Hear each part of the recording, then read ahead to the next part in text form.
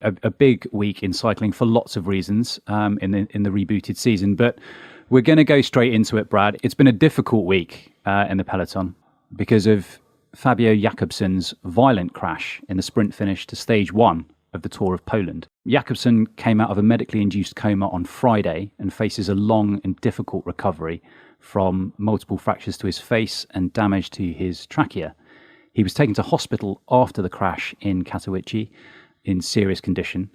So the first thing that we should say here is that our thoughts, of course, are with Fabio, his family, and the Deceuninck Quickstep team after what must have been the most difficult of weeks. That has, again, for all of us, really put racing bicycles into perspective. Yeah, I mean, it's not a nice subject to talk about. We touch on it. We've touched on it a few times, actually, over the last couple of years when we've been doing this podcast, because it seems that whenever there's a crash now, there's quite severe consequences because of, obviously, the speeds now, the equipment, disc brakes, etc., the structure and design of the finishes, whatever it is. I always put myself in the place of the mum and dad now, the rider. You imagine getting the call or watching it live on TV, God forbid, and having to travel out to Poland now to be with his son, aside from his girlfriend or extended family members, and then of course the teammates, and not just teammates, friends in the peloton. It's tragic. It really is, and as you say, it certainly puts cycling into perspective.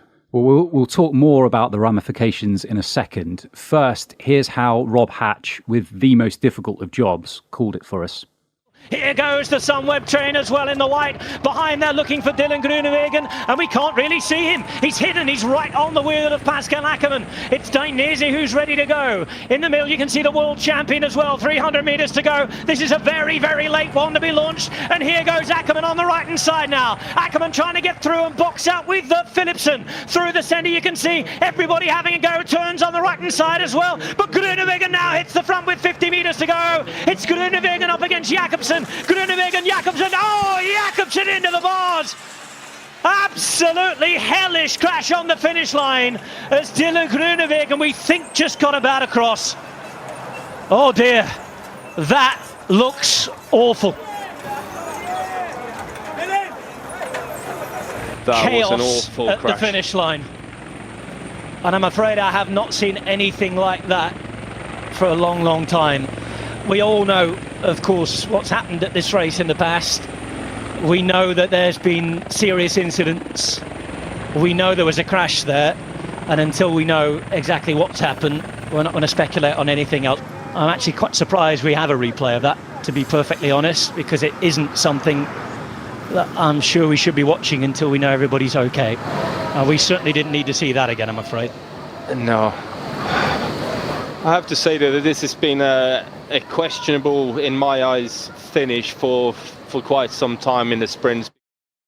So, Laura, Brad, there's a lot to process here. And Rob went on to say on commentary, actually, that he felt physically uneasy even having to call it. And I think even hearing it again, we all feel the same way. Let's start with Dylan Groenewegen, whose move caused the crash when he deviated from his sprint line into Jakobsen's path. He closed down a fast approaching Jakobsen with going for a very small gap, having hit out too early. Groenewegen is still visibly in shock. He did a tearful interview with Dutch public broadcaster NOS this week, saying just how sorry he is. He says, "It was my mistake. I moved from my line and I'm very sorry. I just hope for the best, like we all do, for Fabio." In the sprint, you don't think about anything but getting over the line first. I saw someone coming. I moved from my line and Fabio crashed. Brad, you've got an idea about how sprints can be better organised from this point on. Well, I mean, I think my initial thought on that was just because, this has happened a few times in recent years, particularly with Cav and Sagan the other year and Cav in Harrogate in the Tour de France. There was Cav, of course, again in Tour de France a few 2017 years ago with Peter Sagan. No, there was another one with a rider from Kittle's team at the time, and he was a lead-out man and Cav kind of hit him. And I think just reducing the risk of a crash in a sprint finish, because it's the most sort of hectic, most high-speed, dangerous part of the race. But also when there is a crash, limiting or reducing as much as possible the chance or possibility of something as horrendous as this. Because, first and foremost, it's someone's life. It affects people's lives, the consequences, tragedy and trauma. Then, of course, spectators watching. It's not nice for anyone.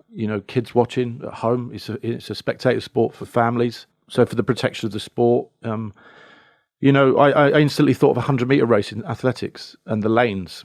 Lots of sprinters sprint with their head down or just looking kind of 5 meters ahead and are constantly aware of riders coming up. And sometimes you can tend to drift if you're just looking that way and naturally drift slightly, as Groenewegen did. Obviously, then there's, tragedy aside, there's the commissar's job of disqualification and stuff like that. But just some sort of markings or something on a road systematically in every race for the last 50 meters even. So you've got some bearing as to, if you're sprinting, a lot of riders, they don't do it intentionally. It's a natural instinct when someone's coming on either side of you. And if you're aware of seeing lines crossing under your wheel as you're going, you're realising, I'm probably going to get disqualified, and you may back off. It might not work, but it's the only thing I can think of when you're flat out sprinting and you're conscious of riders coming up and looking at the line, that you're not drifting and potentially going to impact and cause a crash of this nature. But something needs to be done rather than just disqualifying riders. Someone like Groenewegen has now got to live with the consequences of that and being called a murderer in some quarters, because it's bike racing and no one in the professional peloton intentionally goes out to do that to a rider. So we should mention that as well, because I think it's fair to say we all feel for Groenewegen from the point of view that this is not something that he intended to do, not. Right? No, of course not. And in the same way, we had this in boxing quite a few years ago with Nigel Benn and Joel McClelland, but it's the nature of the sport, and sprinters are the most volatile, if you like, aggressive riders, because you have to be like that to be in the final and be in that position to win a bike race. At what point do you turn that off in the last 100 metres? And it's only afterwards when the red mist has descended and you realise the consequences of what you may have done. So you're protecting those riders as well to have to live with the consequences of potentially, in order to win a bike race, maybe have flicked a rider, which has caused him to go and crash and land in a funny way. And I just think it's for the benefit of everybody. Someone told me during the week that there's talks of a life ban for Groenewegen. Either he'd read that somewhere or whatever, I don't know. They said he wouldn't be racing until the UCI had dealt with him and given him a sanction. The UCI need to do one on that, if I'm honest, because how do you think he feels? Yeah. He might not race again because of the trauma and tragedy of what he's done and, the self-loathing he feels of doing that, because he didn't do it intentionally. Let's worry about whether he ever races again or what suspension he gets. I mean, let's wait till, a couple of weeks' time. The UCI acting on it straight away. I'd be more worried about trying to do something to reduce this ever happening again. That interview that we saw Groenewegen sit in front of the cameras and do, I think it's fair to say we all really felt for him, hey? Oh, absolutely. And, even in the moment after the crash, I just felt immense sadness for both of them. I thought Groenewegen is not a rider who's gone out there deliberately to, as Brad said, to hurt another rider in the manner that he did. Yes, he deviated from his line. He did not go out there to intentionally try to cause huge injury, to maim, to murder. And I think using that word is completely misplaced here. My heart breaks for Groenewegen because, like Jakobsen, yes, Jakobsen has to deal with these injuries now and he has to come back and he's got a long and arduous road to recovery.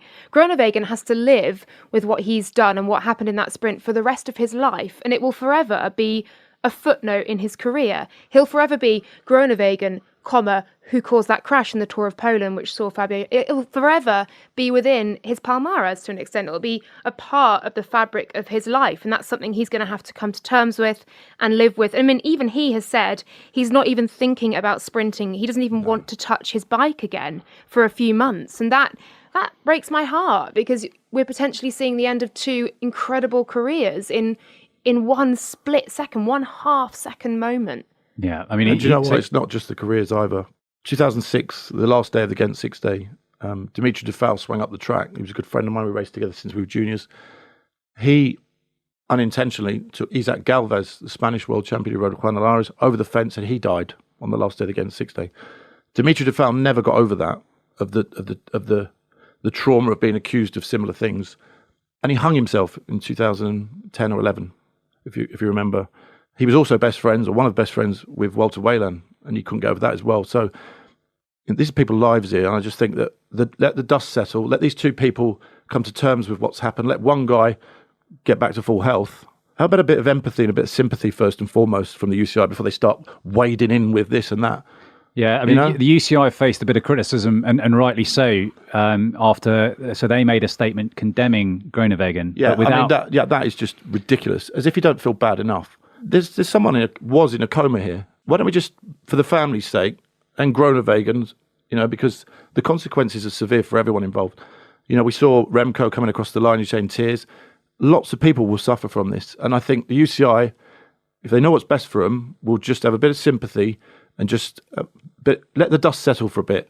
I mean, How's the rest of his team going to be feeling here, Brad? So you mentioned Remco Evenepoel there, who crossed the line on today's stage of the Tour of Poland, 1 minute and 48 seconds ahead of Jakob Fuglsang, who himself came in, I should say, with a 2 minute and 22 second advantage on Simon Yates.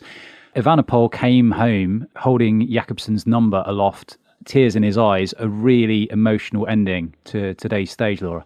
Well, Remco also, I don't know if you saw, he tweeted in anger, in shock, in emotion, I think calling for a life ban. That was swiftly deleted after the crash on Wednesday. But it's very clear that it has impacted and affected the team enormously, and it will do, because this isn't just a teammate, it's not a colleague. These are mates. These are guys who they live together. They ride together. They go on the bus together to races. They fight tooth and nail in the peloton together for each other, for victories, for wins. They win together. They lose together. It's sort of brothers in arms, isn't it? It's like a brotherhood that isn't created in much else. I think sport can create that within people, that love you and respect you have for another person that comes from doing that, from going to the depths for someone else, that comes from a sport like cycling. So for Remco, today would have been incredible. Julian Alaphilippe, of course, will mention Milan-San Remo soon, but coming second today as well. Deceuninck Quickstep coming out in force, fighting for Fabio. The other thing I think is worth mentioning here is that, so we touched on this, Rob Hatch on commentary for us did a great job calling the finish so sensitively under the circumstances. I mean, I can remember speaking to him last year about commentating on this sort of horrific scenes you just don't expect to see and none of us need to see. But when the images are coming from the host broadcaster, there's not much you can do about it. And so a sort of, Rob said, an emergency protocol kicks in, sort of in the back of your head. And you start changing your tone, obviously, and you're very, very careful about speculation. And it's a very difficult and actually a very skillful thing to do. You've been in a similar situation, Laura. Well, I was at a British cycling race, and there have been a number of races I've been to where there have been awful crashes, and I've had to adjust the way I interview, or indeed when I commentate on the Women's Tour of California, just adjust the tone in which you're speaking, and also not speculating. So I remember Chloe Dygert crash that was awful. I think she was possibly knocked out during it.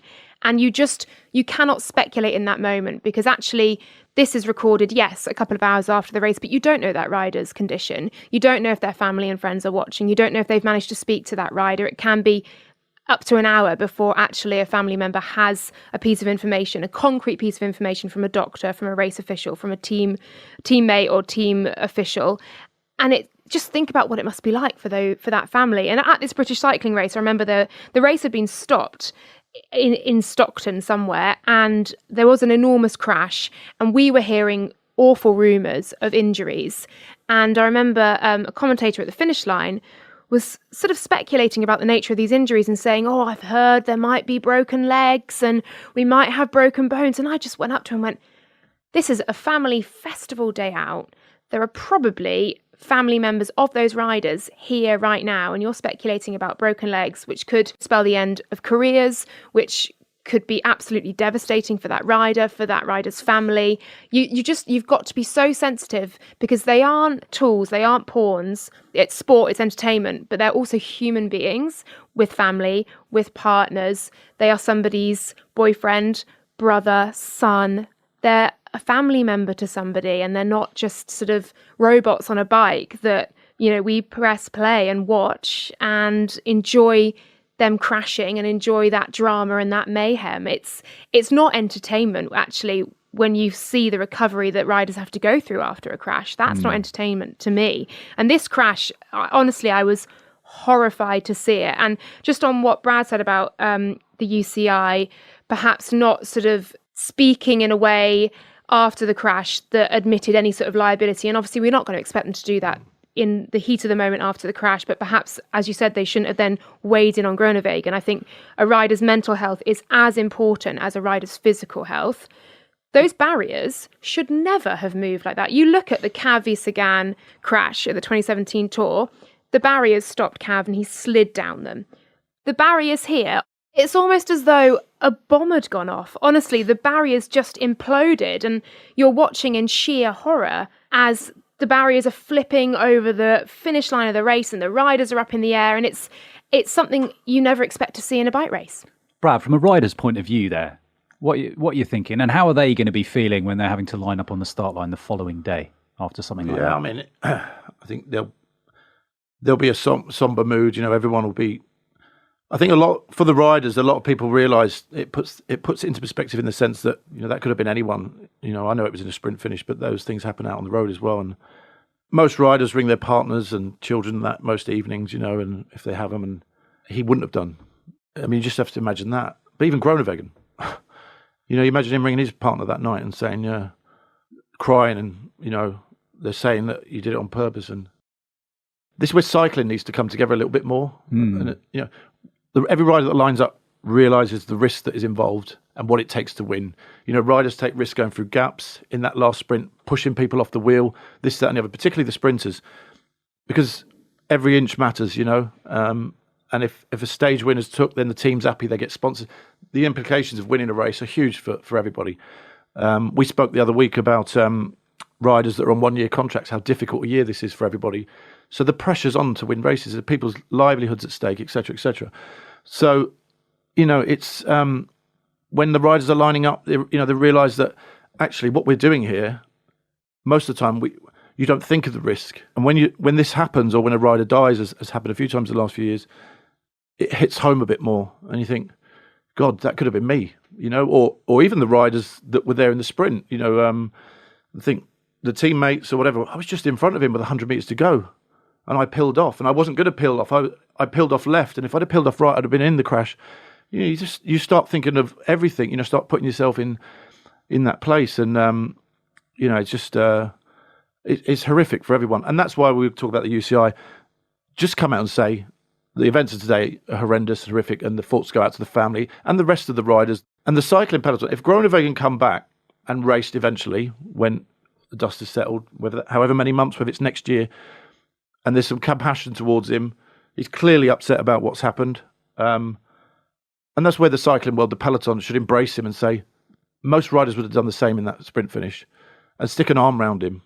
Hopefully Jakobsen makes a full recovery. Whether he races or not is irrelevant at this stage, but just get back to full health and the person he was before he lined up that day. The best thing for cycling, the best advert for cycling, is they both start on a race line at full health, shaking hands at the front of the peloton. That's what the sport needs right now. Eurosport and GCN's Bernie Eisel has been publicly vocal about the incident, saying the finish where Jakobsen crashed is dangerous and that it should have been banned years ago. Let's have a listen to what Bernie had to say. I watched it live on Eurosport, and to be honest, I've never looked at the video once more, but there I saw it coming. I saw what will happen. Two young sprinters aiming for the line, functioning on instinct and quick reactions. But at this moment, Dylan Groenewegen just went too far.